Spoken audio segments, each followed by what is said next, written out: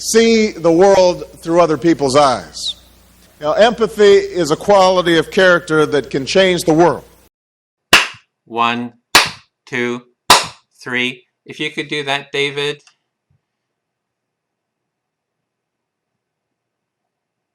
Thanks. And Surah?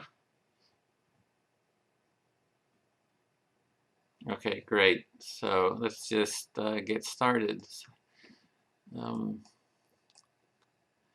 So, hi, I'm Edwin Rutch, Director of the Center for Building a Culture of Empathy. I'd like to welcome you to our ongoing conference exploring the question of how can we build a culture of empathy and compassion.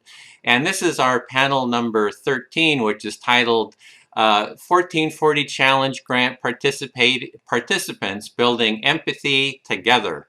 And I want to thank Surah Hart, who is kindly agreed to be the moderator for this panel today. So thank you very much, Surah, and take it away. It's all yours.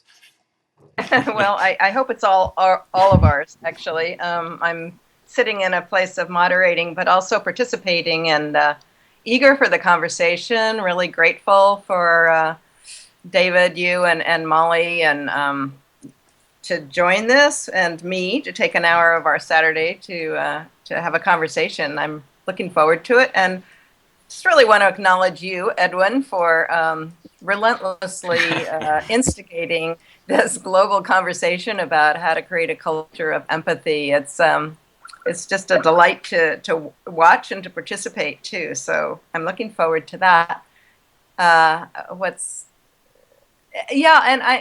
I just want to touch on, the 1440 Foundation and Challenge too, and, what is bringing this panel together, since we've all entered some project or in this challenge that they have. And I wasn't familiar with 1440 before becoming aware of this competition. So I just wanted to read a little bit from their website and then see if anybody else wants to jump in with what you know.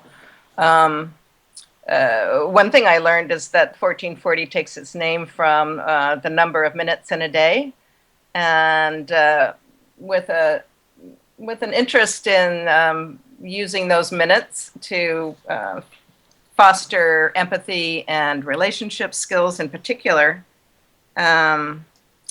They seem to focus on developing relationship skills and helping people connect to ourselves, each other, and our community. And then so they started this 1440 challenge, a competition with money prizes to, I think, inspire all of us to come forward and clarify what it is we're excited to be doing, the expansion of our dreams.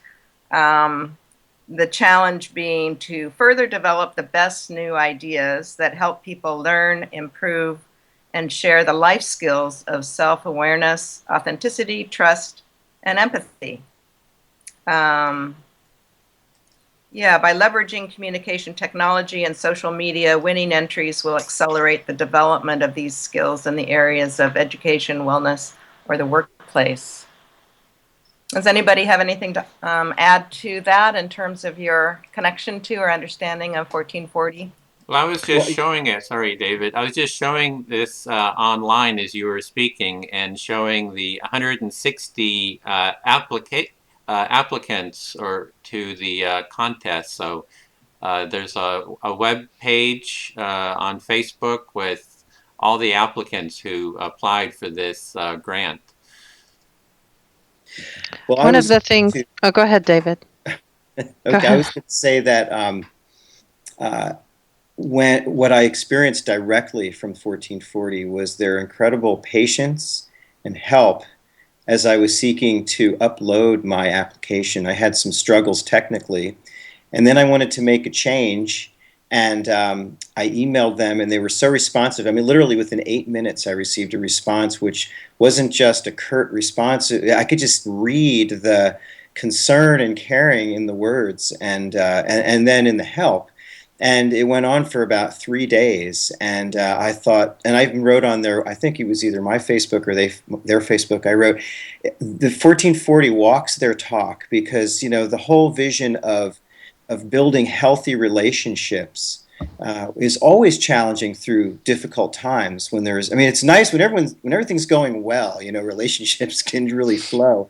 When there's challenges in our lives or difficulties, that's when it's really important to tap into the trust and the authenticity that you've stated, Sarah. And I just, from a direct experience, can say they were beyond helpful. So they truly are an organization that I believe is authentic.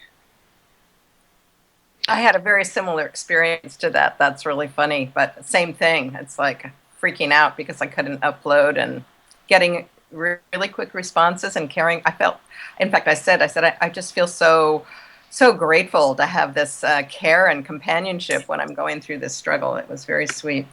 I figured other people were having the same kind of challenges too. Anyway, sorry, Molly. Thank you. Well, first of all, it's great to be here with you all, and thank you, Edwin, for technically arranging this to be possible. I think it corresponds with one of the things that really struck me about the 1440 Foundation and about our world in this incredible moment that we're in, and that's the power of media, of virtual tools to exponentially facilitate a collective awakening.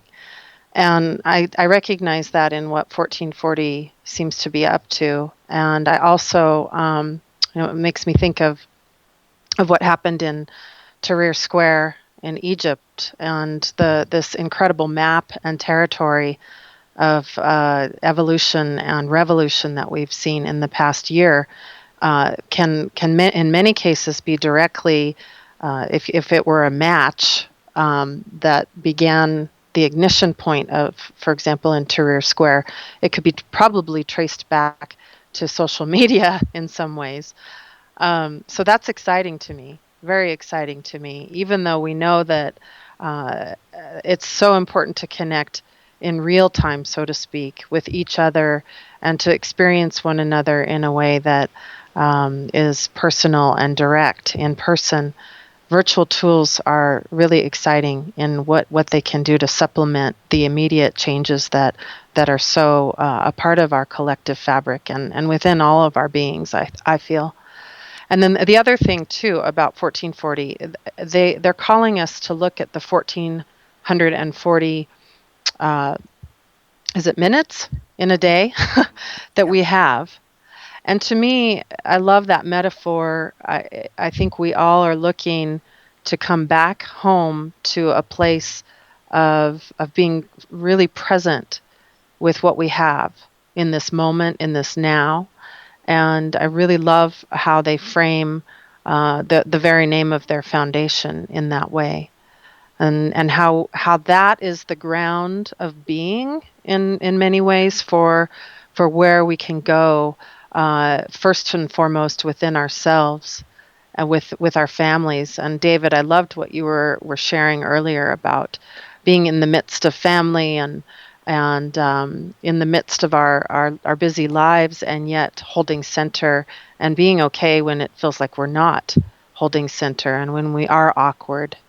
So that's my inspiration around this foundation. Can I just mention that unfortunately we weren't able to get your video working for this panel, but we will for the next panel. So, but we do have your photograph.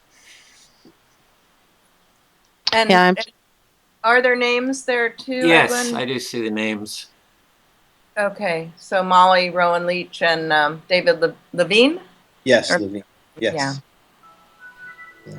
So we are four of the, what did you say, 160 people, organizations that entered a proposal into the 1440 challenge. And so we're here to, we decided on a loose agenda of taking maybe about 5 minutes each to share what our proposal is, what we're excited about, what we're doing. Perhaps with an example of what really, some application of it, or a recent example of how this, what we're doing is fostering empathy and relationship skills. And then to take about 5 minutes for the other participants on the panel to respond in whatever ways we choose to respond. So is that everybody's understanding of what we're about to do? Yes. Yeah. Yes. And nobody really stepped forward to be a strict timekeeper. I don't know. I personally am not ready to push that button that you sent, Edwin, with the time piece. But I'm thinking we can. I can show it on the screen here. You know, I can have a screenshot, and you'll see the timer going. I did want to mention we did have Patricia Jennings, who is going to be joining us, and unfortunately, she came down with a cold and couldn't join us this time around. And Mark Schultz with NBC Academy almost was going to come on too, huh? Yeah, he didn't. He just reinstalled Windows 7 and couldn't get the technology working for this time. Right. Okay. Well, I was thinking we'd start with you, Edwin. I have not had a chance to just listen to you talk about. Well, sort of I have, but not in a public way. About your project and your entry in the 1440 Challenge. Would you like to? Sure, would love spend to. 5 minutes to share that? Yeah. Great. So and I'll show some screenshots. You know, while everyone's talking as well, I can bring that up.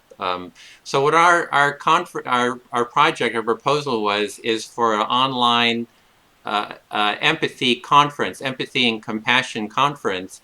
And we kind of made the point was that we're already doing it, that this conference is already in gear, and that let me just actually show some of the video here, put that on in the background, that so far we've interviewed, we're starting off with interviews of individuals who are kind of experts in the empathy field, just to kind of start a conversation going. And then the expert, and actually have interviewed each of you here, David, Sura, and Molly. And then the idea is to get people together into panel discussions and have discussions like we were doing. And while we actually, as we were starting the conversation here, you know, David and Sura were talking about their work and kind of their background, and kind of a connection was starting to kind of form. And so that's really what this is about, is to, you know, I kind of feel that we really need a movement for a culture of empathy. It's like to really organize and to think of ourselves as a community that wants to transform. I'm feeling a little tearful about it actually, because you know, I really see this, that this is a kind of a point in time where I think this is a real possibility now, that we can really transform society to raise the value of empathy, which is, you know, standing in other people's shoes, seeing through other people's eyes, and you know, just starting to transform all the different parts of society. You know, David's in education, Sura's in education, Molly's interested in restorative justice. So it's transforming those areas. You know, the political system we can transform from being kind of this, you know, dog eat dog competitive, you know, back and forth, to really look at transforming that, transforming the justice system, transforming the workplace, transforming home life. So to really start a dialogue. And we have this opportunity now with this new technology that we can have these dialogues so easy. It used to be so difficult to you know, go to the meetings, get together with people. But now you know, I've been interviewing people in Beijing, you know, about how they can transform the Chinese education system. Just did an interview with someone from the Charter for Compassion in Jordan. There's a conference in London with Vincian, who's running that. Had an interview and a panel discussion with her. So it's really a global movement that this can really, that this conference, I feel, can kind of, it can foster.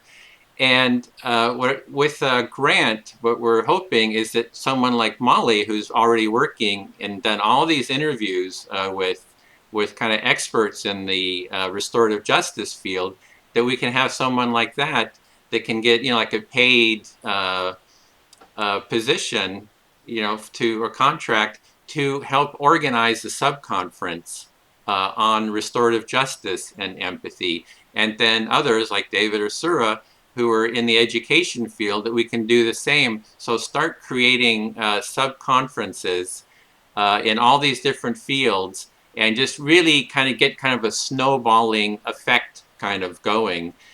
And, use the media, use the,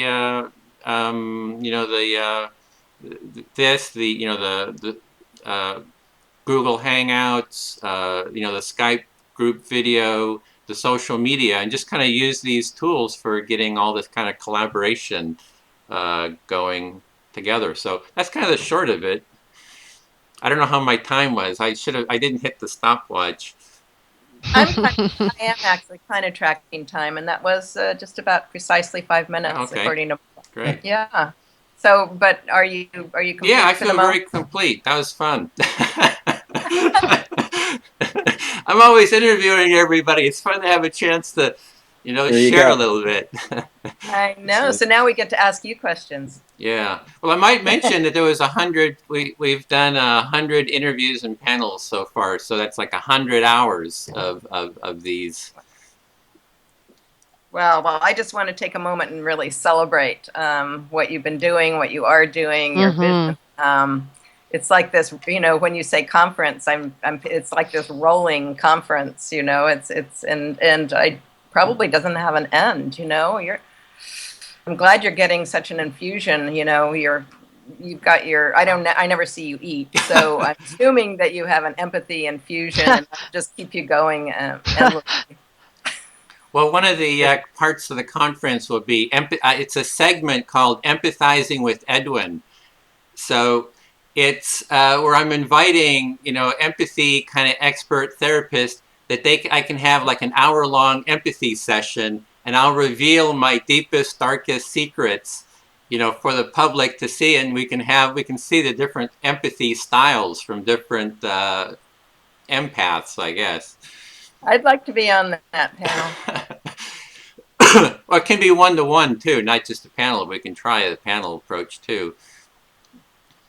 So, Edwin, I have a question for you. Yeah. You told us earlier, before we recorded, that for many, many years you've been working in the field of computers from the early days of the home computer, correct? Yeah, That's true? 1985. Okay. So, when did you make this, or what inspired you to bridge your experience and knowledge on technology into this world of human relationships? How did you Yeah. come to this place of bringing those two worlds together? Yeah, I think it actually started in the human relationship area, which was, I've kind of seen myself as a seeker or a quester. So after high school, instead of going to college, I said, I want to travel around the world and learn by doing. So I just, had a little bit of money and took off for New Zealand, and ended up spending 10 years traveling around the world. And it was really, I started really learning about the importance of not so much about, I came from a very conservative, evangelical Christian family. So I really saw that by traveling and being in all these different cultures, that it was really about human relationships and values. It's the underlying values that people have that's really important. It wasn't their philosophy. And so, I did eventually go to college, etc. But then I kind of got into the technology field, thought I'd make some money and all that kind of stuff. But I always had that interest in human values, and then ended up, doing all kinds of stuff in Silicon Valley at one of these research labs, Palo Alto, uh, Xerox Palo Alto Labs.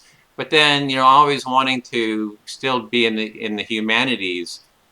So I just said, well, I'm going to leave and I'm going to start working with video and technology to see how I can kind of combine the two, combine empathy and not empathy, but just the exploration of values in general with the technology. And so that's kind of what I've been doing. Hmm. Well, I just want to follow up with a response, and also to echo what Sarah said before, that it's an amazing gift that you're providing, to take your expertise and provide this forum and this platform, because I think one of the benefits of being involved in these kinds of competitions, whether it's the 1440 or the Ashoka competition, is that it brings people together to share ideas and know, we're not alone. I mean, we're all in different locations, but we're all together right now. And I look into the future at the potential for you, beyond your conference, to act as a facilitator for others to help create this platform where we can take our work in our own way out to the world and bring people in. And maybe you're someone we could collaborate with, since you have the knowledge and the experience and now the relationship with us. So the potentials are so vast. Yeah, so you can take on the role of being a panel producer and moderator, and there'll just be a platform there that kind of facilitates you, doing what you're wanting to do and applying your creativity. So, yeah. Absolutely. Well, I think that's 5 minutes. I don't want to go over my section. I did hit the stopwatch here.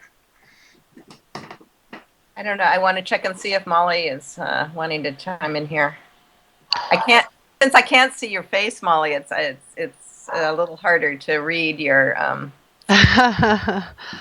Well, the only thing I would add really is this sense of thinking about Buckminster Fuller and the concept of synergetics. It just keeps coming up for me in hearing Edwin share and all of us together in this way. And my understanding and seeing the conversations that are bubbling up in a lot of different sectors that seem to have kind of this subtle understanding or very overt understanding of the fact that we're co-creating something together, and that we're all leaders and we each have something very unique to offer. And I really acknowledge and I'm delighted to hear a little bit more about Edwin's background. That was a great question, David, because I love hearing people's stories about what ignites their particular offering.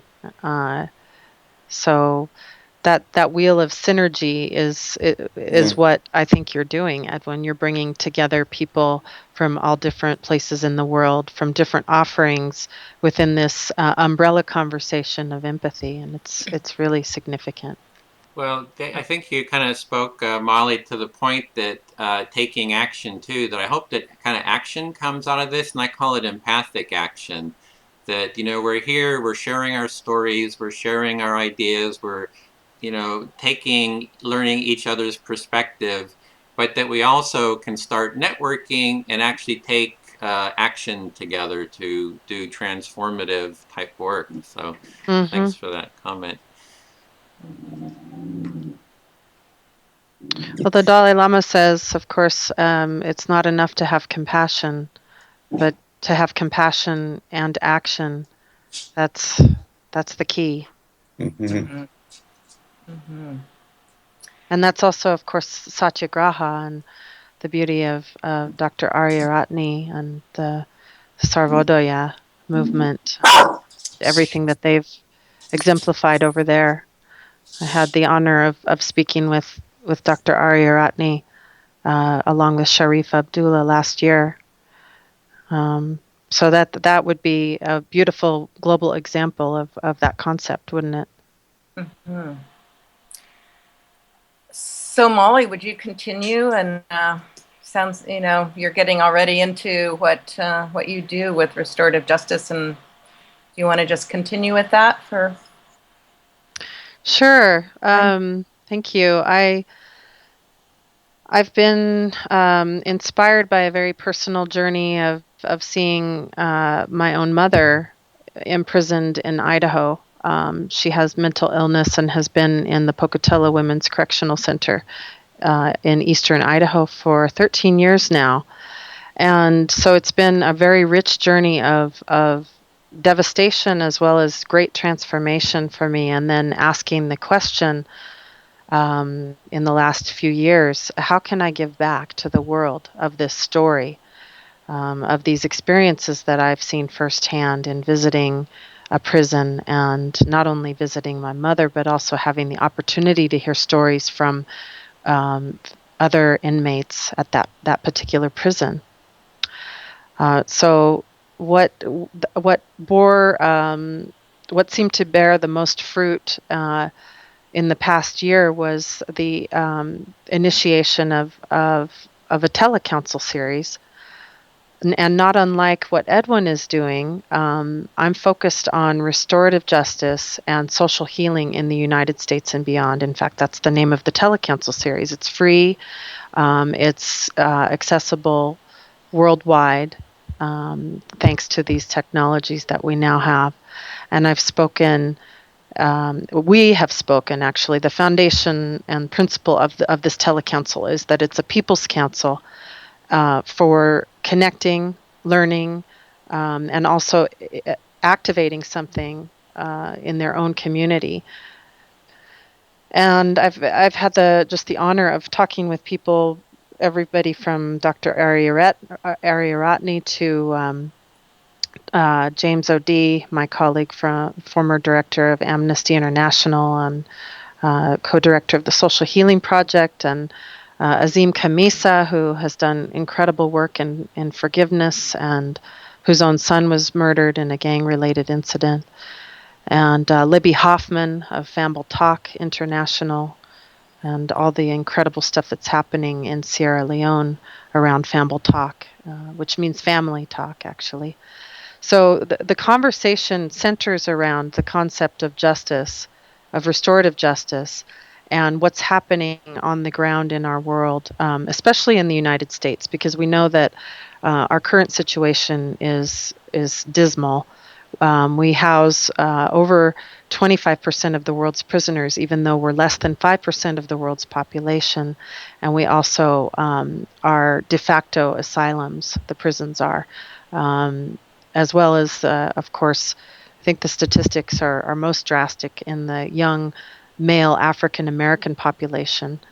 And we know that the GEO Group and Correctional Corporations of America are making billions of dollars, and blatant offers to prisons on the state level to offer them cash money in order for there to be a profit made in that way. So we know that's where we're at, and I say these things not to focus my energy and drop us all into doubt and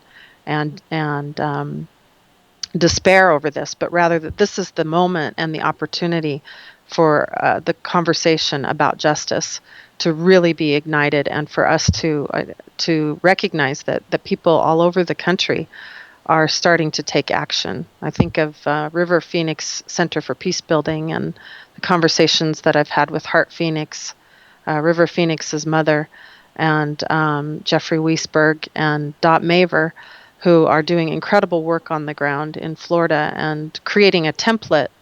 That's another part of the justice conversation, is people are creating templates that they can share together and start to learn how do we make friends with the existing system, because this isn't about pointing fingers either, to say that you're outside of us and you're horrible, but rather this is an invitation to make a bridge. So my project really is a continuum of our project here with this telecouncil, and a proposal that transcriptions be made of many of the conversations. There's I can't recall the count, but it's nearing, I think, 40 councils that we've had, and there's transcriptions that can be done, and dissemination, and a continuum of really helping communities in our country to activate restorative circles, and that brings me to the work real quick of one of my friends and colleagues, Dominic Barter, who is the founder of Restorative Circles. And you may know of him, actually, Sarah, given your work in NBC.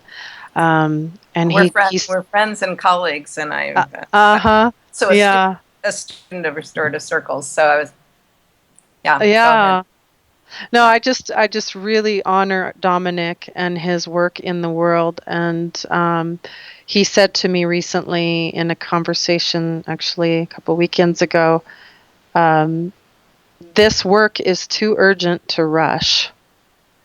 And in regards to restorative justice and restorative circles, and I love that quote. Mm. So that's it in a nutshell. Mm. Mhm. It's so fascinating. First of all, thank you for your beautiful sharing. Um, it shows me that even sitting in front of this computer, I can be deeply moved by someone whose video image I can't even see. And maybe there's power in just the words and not even having the Mm. visual. But the power, that quote, as I was listening and I thought, yeah, it's about slowing everything down. And, and when you slow things down in conversation, um, there are words that emerge, like the word, circle, healing, social healing. That word, those two words together for me sitting here just totally touched me. Social healing. And then Mm. justice. Um, and it shows me through sort of a kinesthetic response or just a feeling the depth and the power of the work that you're doing. And justice, what does it mean? What does justice really mean to us as a cultural collective and as individuals?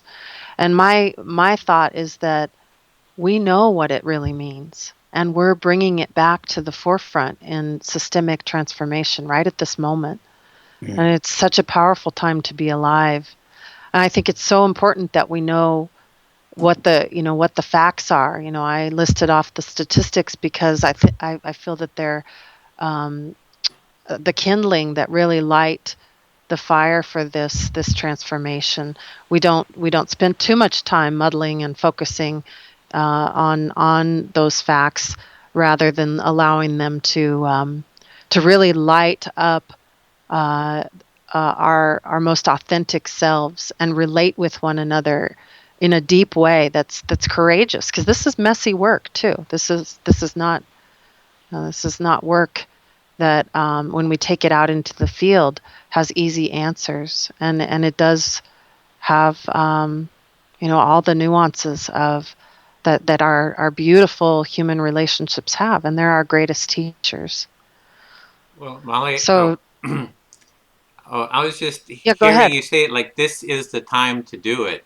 There's kind of like you feel it like there's a sense that now is the time to do it. It's not like let's do it in 10 years, 20 years, 30 years, but now we need to really promote the restorative justice work. Well, it seems very clear. We each have this incredible ability to tap into not only our own individual sense of life, but also the collective cultural understanding. And when we look, we're seeing signs in the media. Even mainstream media is now covering the atrocities of exploiting criminal justice as a profit making venture instead of a human based way of addressing when wounding happens. And so when we look at our outside kind of map or the signposts that are happening, it seems very clear that there is a powerful moment right now for restorative justice to really take an evolutionary jump into truly becoming a part of the system. Um, and again, we each have that spidey sense within us. I believe that. I believe that we know what this is. And Dominic, again, referring back to Dominic Barter, speaks about this being an innate process that we're recultivating with one another, and we need each other to do this. I'm so grateful for the work you're doing, Molly. I'm a big fan of your show, and I think the interview you did with Dominic was maybe my favorite of the videos, all of which I've watched of him, because he is a friend and mentor. helped organize 2 of his events, learning events in Seattle. So I'm a big fan. And in relation to, this whole restorative practice, I also work in prisons here in Washington. In fact, I wanted to share a story when it's my turn about that, because that was very deeply moving to hear about your connection through your mother. That really got my tears going, and imagining the journey you've been on with that and where it's taken you. It's so this whole.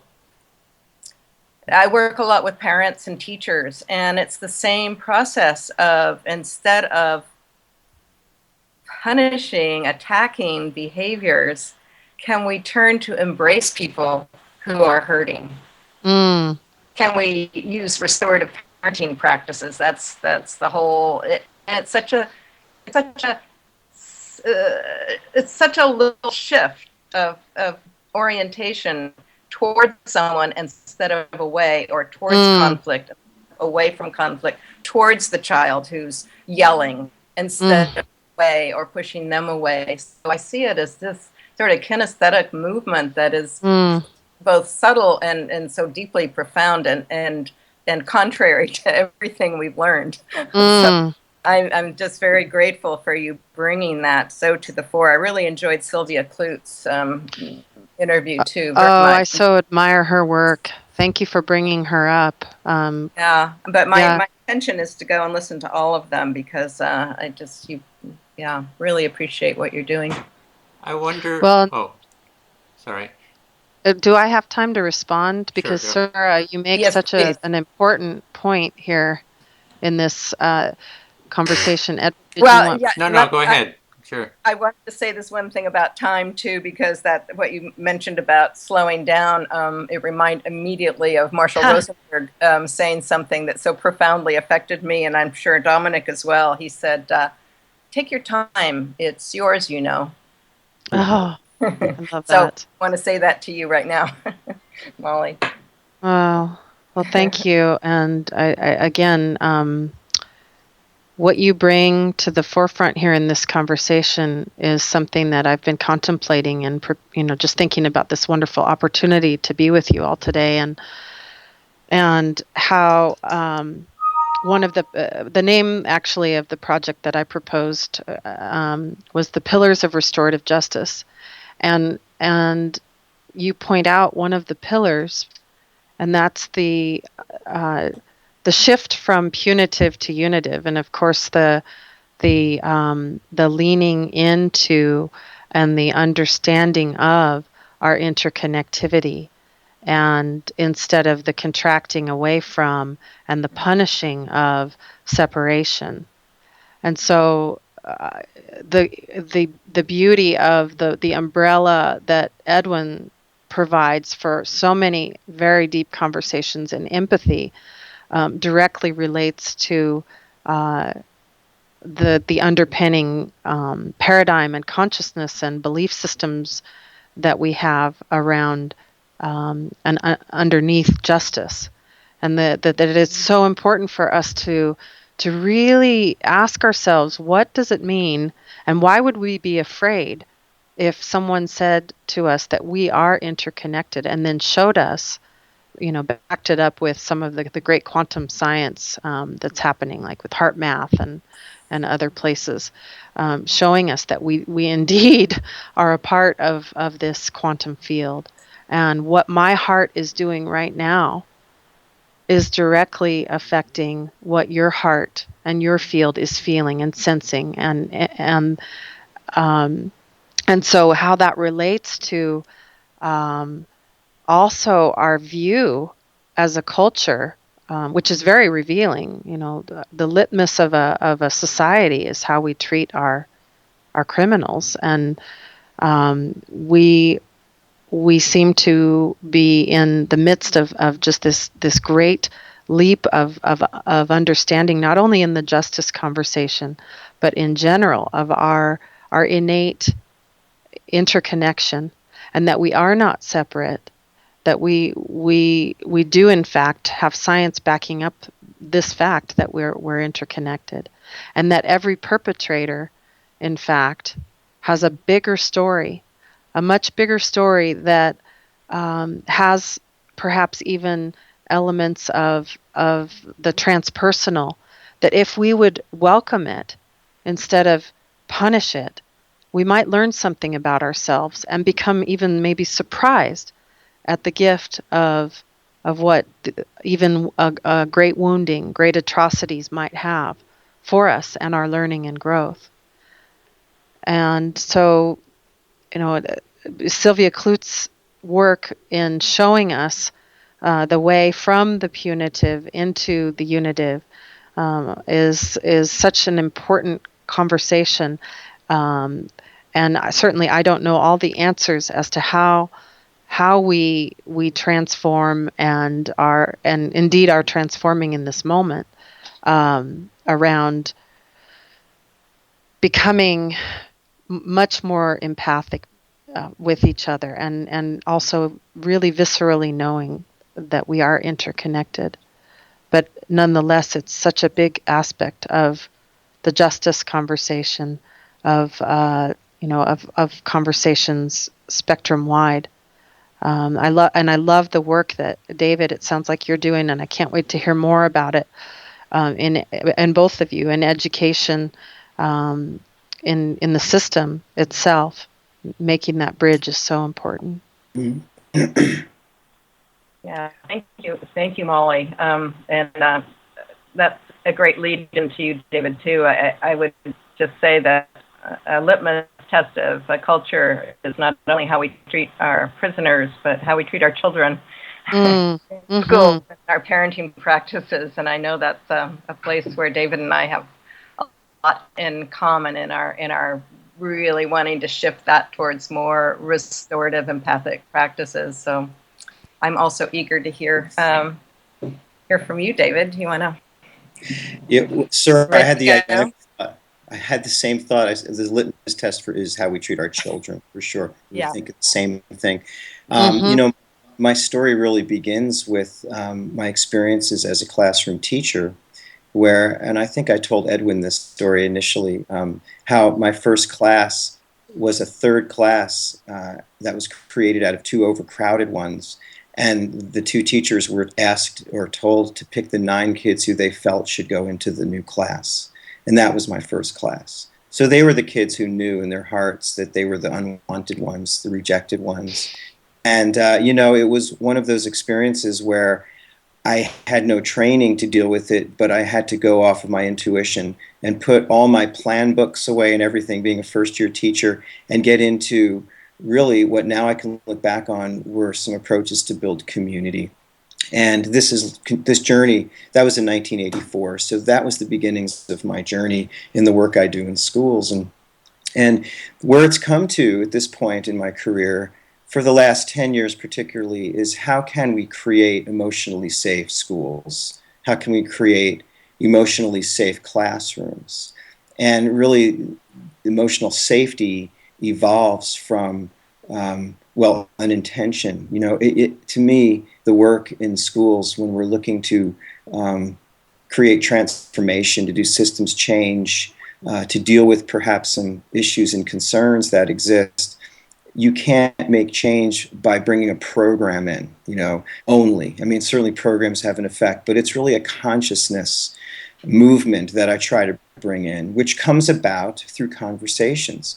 I wrote this book, Teaching Empathy, and while I was writing it, I was working in schools every day, and I was saying to people, I'm writing this book called Teaching Empathy, and they would be like, can you really teach it? And all of a sudden we were having this great conversation.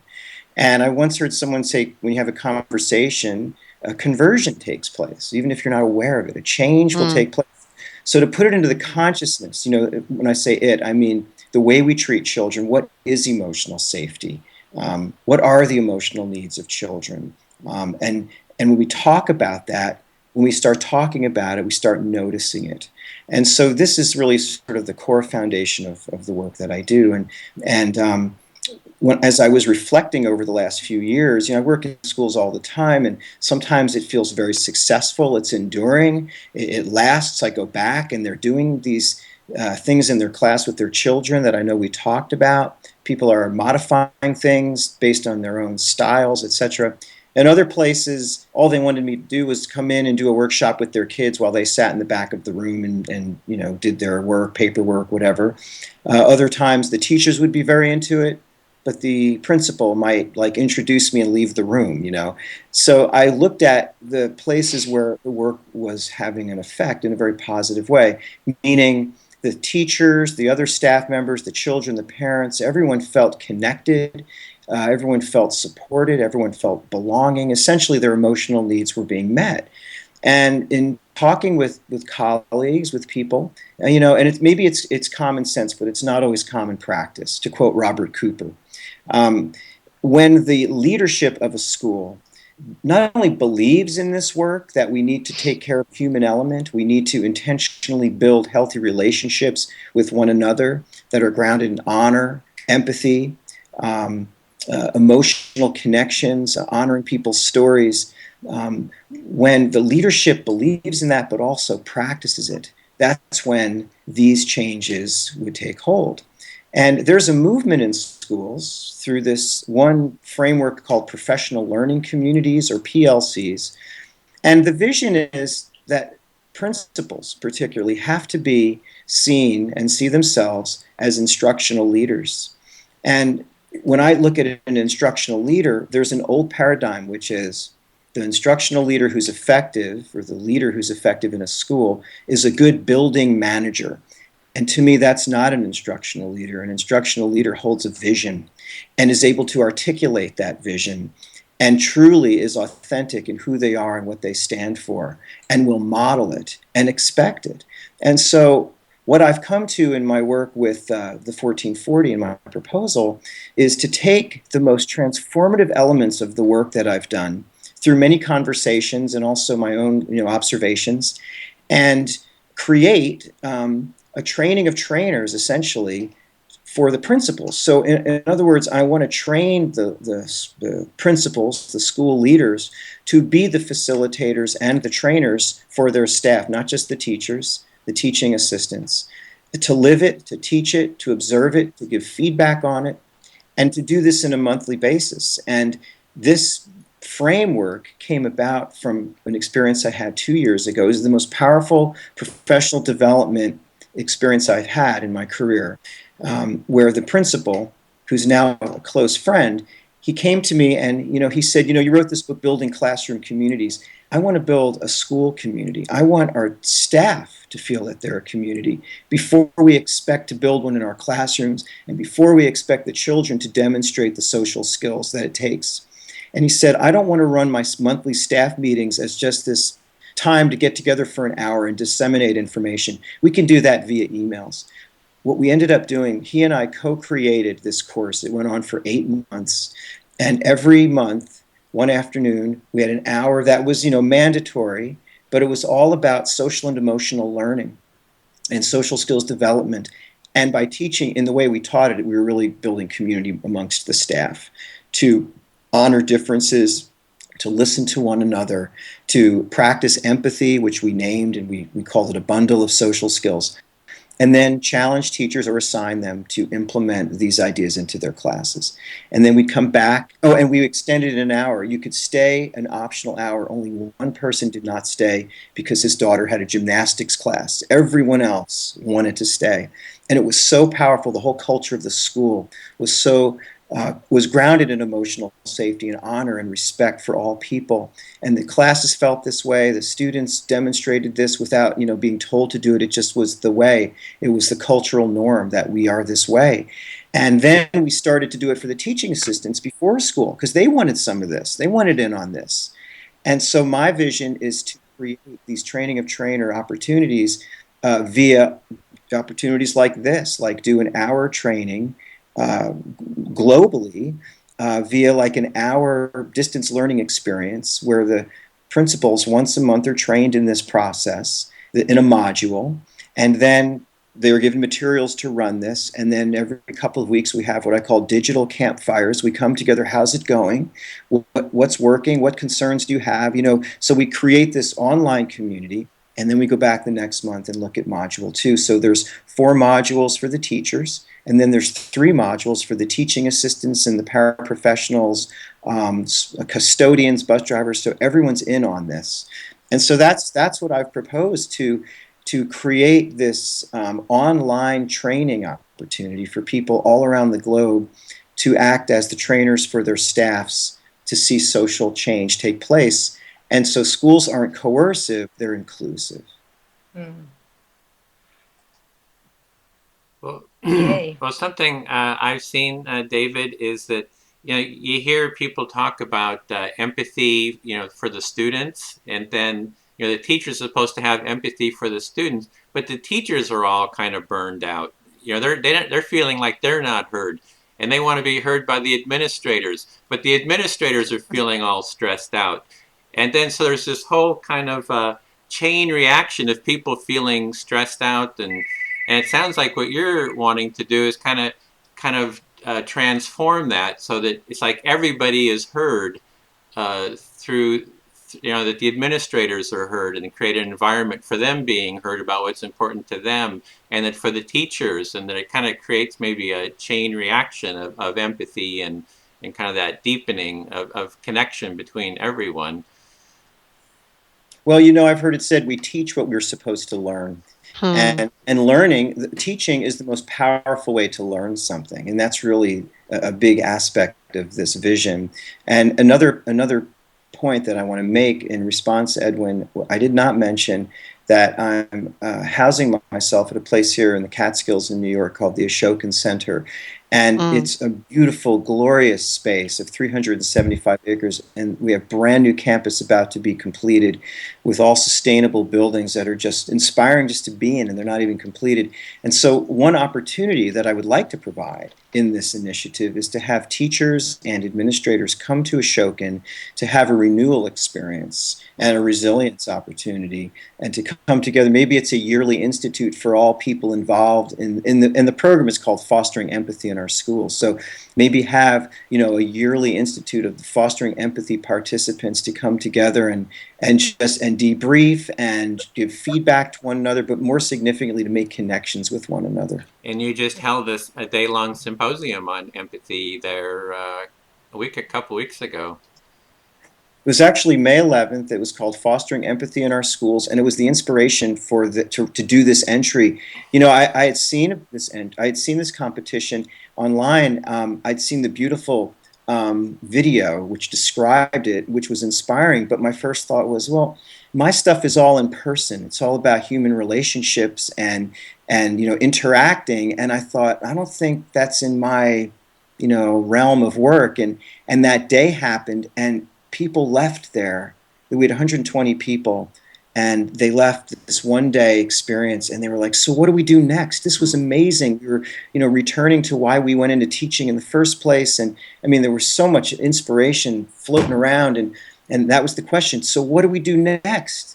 And I thought, well, maybe it is possible to create, and we're experiencing it now, I believe, so that you can reach out and make connections with people and have conversations that people take with them and hold with them and bring to their place where they're going to turn. Place-based education can take place in this way. I'm going to take this conversation, and in an hour, let's say, I'm going to do a workshop, and something comes up that came out from this conversation. So that's what inspired it, was that Fostering Empathy in Our Schools symposium that we did. There's a hunger for this, and there's a need for it, particularly for our children. Mm-hmm. Well, I'm so in sync with your approach. I'm kind of speechless because I heard you say, David, that we learn what we teach, and we also teach what we model. And you're approaching, enriching the lives of children through supporting the adults in their lives, the administrators and the teachers, so that they can actually model a compassionate community. To me, is the most profound teaching we can do, and much more. Yeah, I certainly resonate with that more than teaching the children. It's all there for the children's unfolding if we can hold that safe emotional space that you talk about and model compassion and empathy. Yeah. And it begins there with our children, really. I mean, I mentioned the litmus. I'm so glad you included children as a part of, the litmus of our collective consciousness as a culture, um, and how we treat people who are imprisoned, and how we treat our children, is a real reflection of our collective consciousness. And it just so seems to be just the very basis of moving towards a culture of empathy and a culture of peace, a culture of restorative practices, begins in our schools. And I just thank you so much, David, for having the courage to work with the system that is existing. And Edwin brought up, the angst and the many blocks. I mean, when I feel empathically into our systems, they are very heavy and they're very overwrought, and just and viscous. And so then I think about the response that you're providing, that all of us are providing in our own way towards connecting the dots and coming together, so that when we go back in to the systems that we're transforming from within, we know that it is that those 1440 minutes each day, even crystallized into the present moment, that really count. And one step at a time, really. I know that I have a tendency, and maybe you might, David, to to want to really like make a change, get to really, what are we really, what's the effect, how are we transforming these systems? And I really believe that each of us is doing so much more than we know, and also in coming back to really being present, and connecting with one another helps to support going back into the system itself and working with it. Yeah, I love that perspective. I once heard someone show the path of a boat, and they said if you changed it a slight angle, you wouldn't really notice it much, but over time it would end up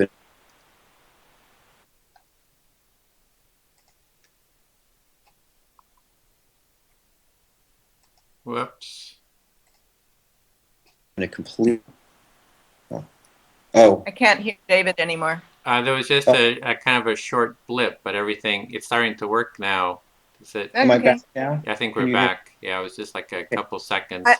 I wanted to hear the end of that. Oh, well, the boat is going like this, and if you shift it like this, you might not notice it. It's going to be very close to the same path, but over time, it ends up in a very different place. And in context of the classroom and the teacher practice and intentionality, we call these micro interactions with children, and that's part of the resilience practice in literature. It's so true. The little things are the big things, and when someone in the system, Molly, says, "Oh my gosh, I don't have time for this. There's so much." It doesn't take time. It takes intention, and micro interaction makes such a difference in the life of a child. And that's the awareness and the consciousness that we need I to. love that word. Sorry to interrupt, David, but No, I've never that's heard it. I mean, that. yeah. Wow. Boy, Yeah. Okay, well, this is rich. you're up, Sarah. Well, I'm a little sad I'm last because my neurons are firing so fast now and responding to everybody said. I don't know where to dive in, and I want to be mindful of time. And I do want to share an example of this tool we've created.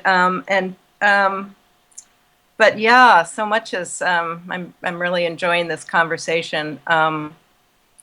And Molly, what you said about, prisoners and kids, I see it all the same. For me, the meta picture for me is that I see us as a culture moving from how we use power, using power over other people, whether it's parents over kids, teachers over kids, government over whoever, the people over prisoners, how we're shifting our whole ship from a power over culture to one of sharing power and power with. Mm-hmm. And I use this gesture with parents, how are we, how can we shift this power over a relationship that is so disturbing to everybody and only gets us into fights and pushback and punishment as a favorite strategy, whether we're working with kids who misbehave, do things we don't like, or people out in the world who we call prisoners who do things that, in some cases really hurt other people. How do we bring them in and hold their needs with care? So with parents is, how do I care for my needs and their needs and have a power with relationship where everybody is inspired to care about one another?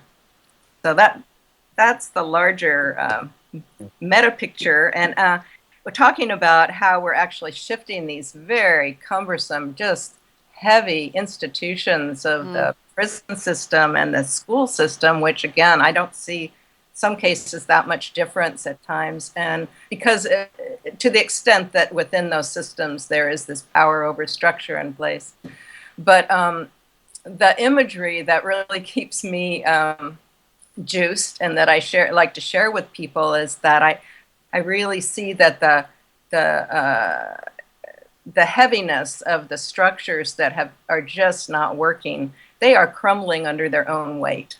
And those of us who are bringing forth and really nurturing new structures, restorative structures in all these fields, I see us as like planting seeds and growing gardens, so that as the heaviness of the structures sort of crumbles, there's this new life in place. So that's one of the things, the images that keeps me inspired, especially when we're up against sometimes these intransigent systems that are so painful to encounter and especially to be inside of. So after my journey, just briefly, started about 35 years ago. Well, before that, really, I was in the Bay Area in the 60s.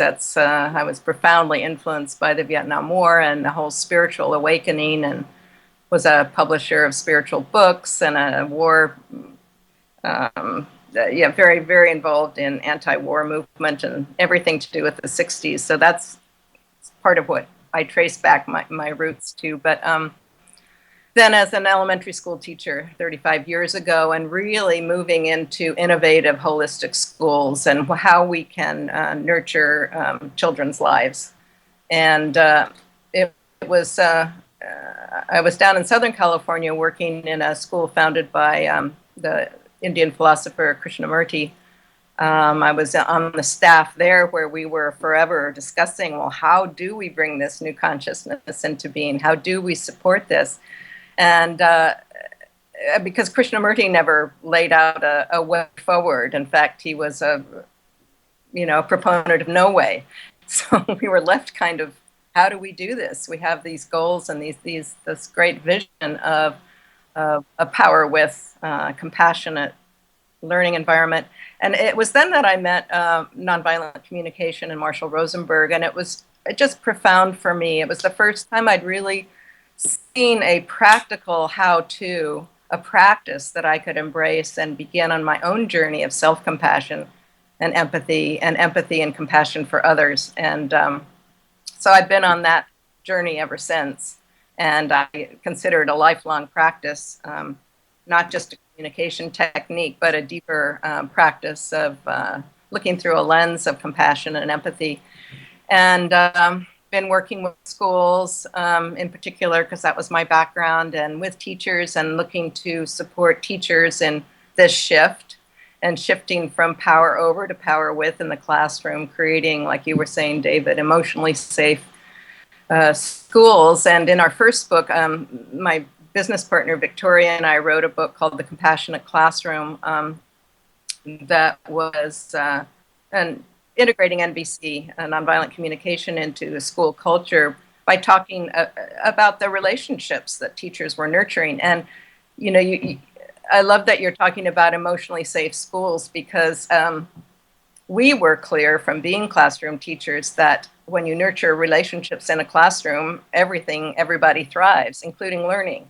But it was so intuitive to us. We were just grateful that some of the science was coming out just at that time to show that if you don't feel emotionally safe, your prefrontal cortex shuts down, you go into fight, flight, and you aren't available for learning. So we were excited to have some science to base it on. So that was the beginning of that. And then we went on and wrote a book for parents, respectful kids. Again, it's just, how do we shift this relationship from coming down on kids, punishing kids, in a way that just leaves them with no choice but to submit and become nice dead people, as Marshall Rosenberg likes to say, or rebel and resist and have these endless power struggles, which nobody enjoys. So this has been our ongoing journey. And actually, I think maybe because of our age, we started to get very impatient with the pace at which adults are making this shift, especially within school systems and in parenting practices that are so embedded in us, sort of hardwired in us, that we think in order for kids to do well, we have to really come down on them. And so at a certain point, Victoria and I just said, we want to get some tools into kids' hands so that they can really work with, get to know themselves, look at their inner space and their choices. Also learn these tools that we found so valuable about how to make observations, how to be deeply connected to what's important to us. So long story short, we wrote a curriculum called the No Fault Classroom: Tools to Resolve Conflict and Foster Relationship Intelligence. And it's based on a set of tools, a map, if you will, we call it your map of inner space and the places you can go. It's on our website. You can see it more clearly. But basically, we have a map that kids can navigate with cards that express their choices, their feelings, their needs. They can track where they are on their emotional thermometer. They can identify through sorting through card decks, what feelings are up, what needs or values are important to them. And really a self-guided journey into their inner space and what's important and how they want to move forward. And it wasn't until we'd finished this curriculum that's based on these materials that we saw that actually adults were really getting a lot of value out of this too. And so we've got this standalone product now that we call the No Fault Zone game. And it is this set of materials that is going in all kinds of places, in schools. Edwin did a panel with us and a couple of school teachers and administrators who are using this to actually turn around the discipline from in the school, from punitive to empathic connections with kids, so that the kids are able to really look deeply at what's going on, not only with them, but with other people. I'm the only one I have not tracked the time with, so I'm afraid I've gone into my 5 minutes, but are you open to hearing an example of how recently? So we're using it in schools. Families are using it as a way to just open up conversation, because it doesn't have to be verbal. Instead of saying, how was your day, the whole family can have their mats and their card decks and sort of quickly sort out what's going on, and they can start to actually share what you see there on the table. So it's easy for me to wax wordy because I've never used this set of materials the same way twice. It's very organic in the way that people use it. But I was just recently in the men's prison here. I go to both the men's and the women's prison in Washington, and I don't even know why I do this, but I'm always so inspired and also so just deeply distressed every time I step inside those places. But anyway, I've been taking the game into the prisons, and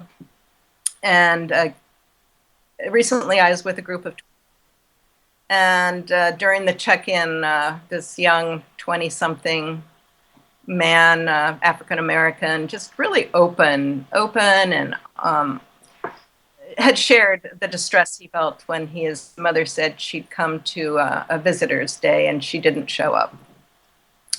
So when we got the game out, the first game I like to play with it is self-empathy, where everybody just checks in with themselves. What's going on right now? What's meaningful to me right now?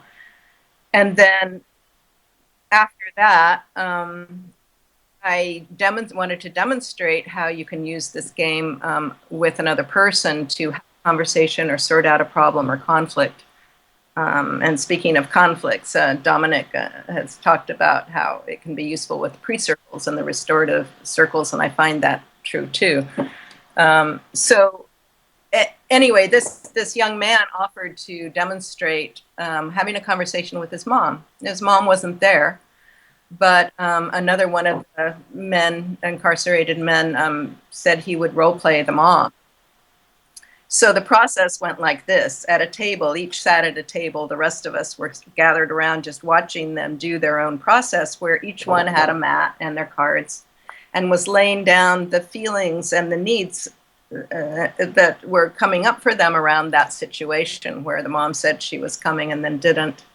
And so they were each just engrossed in their own process of self-reflection, self-connection, and taking their time to do that. There was no rush about it. And then when they had both really self-connected with what was going on inside of them, I asked them if they would be willing to get up and change places and sit in the other person's chair. So this process really is that, standing in another person's shoe or sitting in another person's chair and seeing what that looked like. And at this point, I was so moved because this young man who had lots of feelings and lots of needs on his mat, that were so tender, and he was distressed and disappointed and really was longing for that companionship with his mom and wanting trust and all sorts of things involved. He was now sitting in front of, looking at her mat, the role play, with as many feelings and needs on that mat, and he just started to cry. And I was actually quite amazed that he was able to take her perspective, given all that was going on with him. And at a certain point, I just said, how is that to be looking at what's going on with your mom? And he said, I just really had no idea that so much was going on with her too. And a lot of the same things, a lot of the same needs and values were showing up. So at that point, that to me was like, just so powerful. And then what I asked them to do, and I do it differently each time when I'm facilitating, and this can be a self-guided experience as well. But I just ask them, if they're looking at the other person's inner space, and do they have any questions about anything they see, and they start to just say, well, what do you mean by, why is respect there? What do you mean by acceptance? And how did that play out? And so they just start to talk. And by the time they're finished with the conversation and I ask them to go back into their own seat, I ask them to redo their decks, and everything shifted. They have a whole different set of feelings and new connection and all of that. That's just one example that this game that I now see just can go almost anywhere, pretty much anywhere people want to connect and have conversations and navigate conflicts. Fast forward, our next, what we'd like to see and what we proposed for 1440 was that we make this game site online and have an interactive website so people all over the world go and have their own. They could role play or they could real play with somebody, a variety of ways they could use the same technology. Mm. So thank you. I have no idea how long I took. I'm a little concerned that I went way over. But I would love to hear a little response back. I was glad to have that opportunity to share. Yeah, sir, what I was hearing was what you're really concerned about is kind of this system that we have, which is kind of power over hierarchical, and you really are wanting kind of basically a culture of empathy where people are sharing and connecting with each other, and you're creating the tools to kind of make that transition.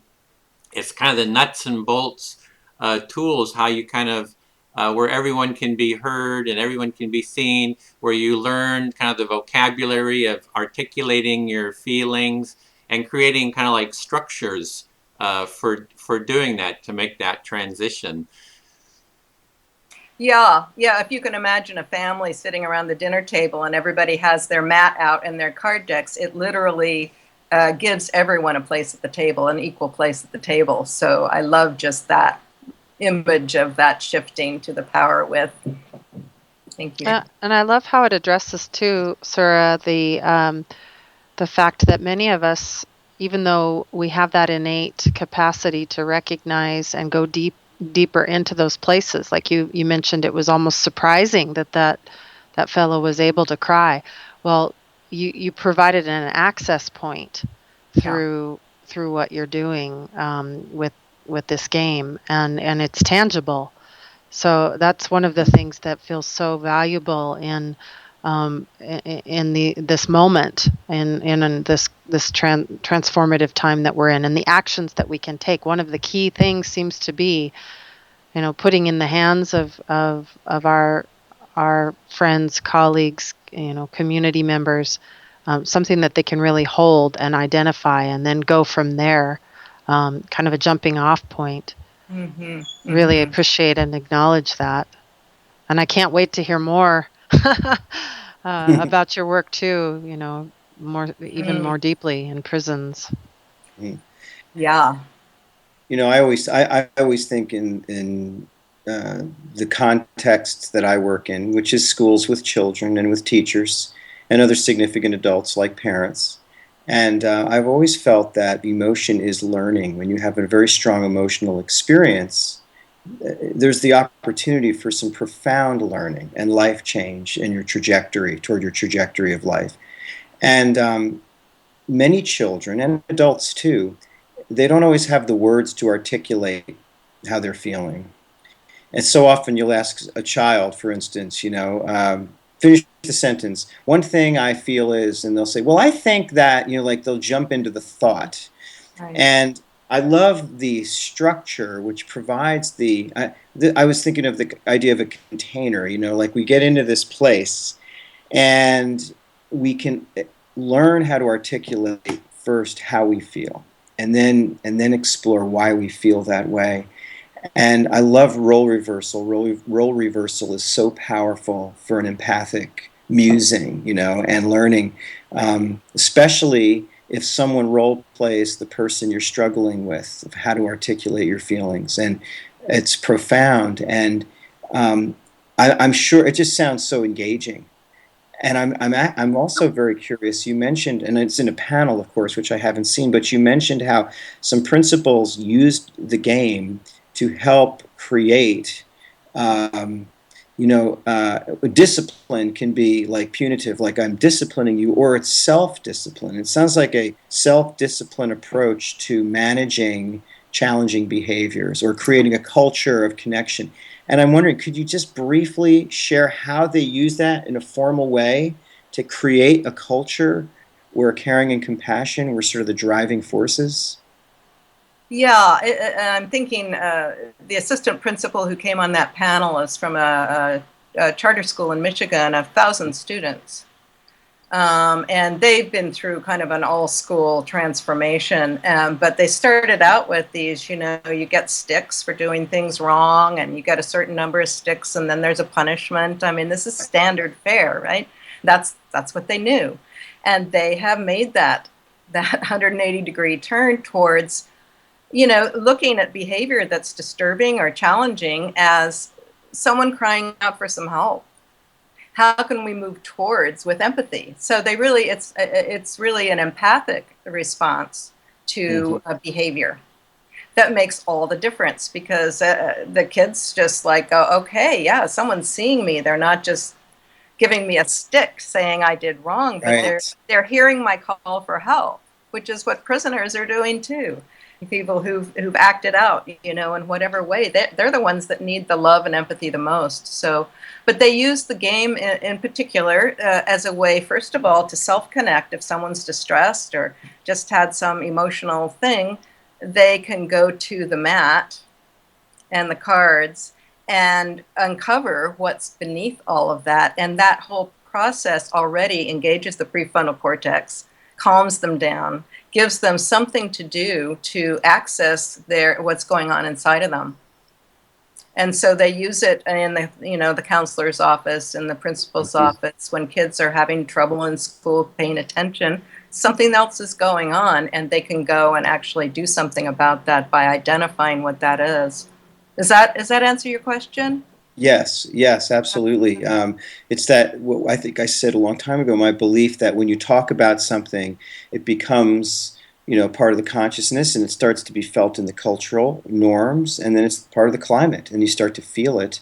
And you've also stated what I believe so strongly, that behavior is a form of communication, and it helps to decode those behaviors and teach people in, supervisory positions like classroom teachers and administrators that children behavior should not be judged or labeled. You use empathy to try to unearth the cause and to understand what they're trying to communicate. Yeah, and I want to add this one piece too, because it was really important for Victoria and me. We started learning with Marshall Rosenberg. It's been 20 years now. And he would come to Santa Barbara, where we both lived in that area, twice a year. And we did a lot of work with him. And then I later worked with him as the education project director for Center for Nonviolent Communication. But